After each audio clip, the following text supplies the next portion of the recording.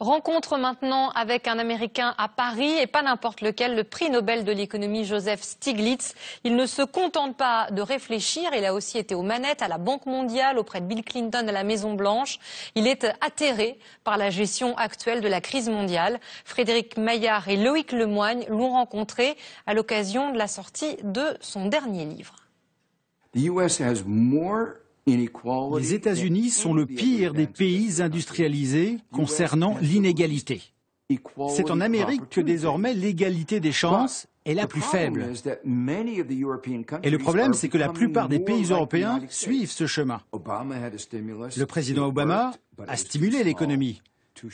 Ça a marché, mais ce plan était insuffisant, trop timide.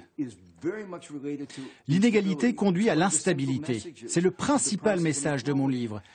Le prix de l'inégalité, c'est l'instabilité économique, car la consommation baisse.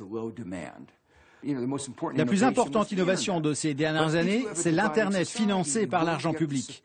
Mais si vous avez une société divisée, vous n'aurez pas de soutien pour ces investissements et toute l'économie s'affaiblira. Êtes-vous fier que les indignés d'Occupy Wall Street vous aient cité? Oui, ils ont repris mon expression en disant « Nous sommes les 99%. » Ce qu'ils ont dit est important. Nous sommes presque tous dans le même bateau. Il y en a très peu, ce 1% qui a ses propres règles et a perverti notre économie.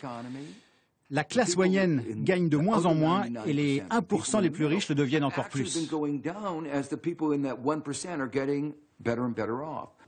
Pensez-vous que cette crise va durer? Tout dépend de ce que vous faites. Vous faites partie de l'Europe et vos politiques sont liées. Il faut d'abord que l'Europe change de politique.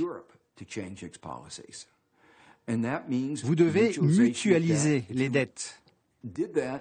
Les taux d'intérêt baisseraient et vous pourriez utiliser ces économies pour stimuler la croissance. Vous pouvez avoir cette croissance. Vous avez créé en Europe un système économique instable. Il faut que ça change si vous voulez que l'euro survive. Les plans d'austérité se sont traduits par des récessions en Espagne et en Grèce qui risquent de s'étendre pendant des années.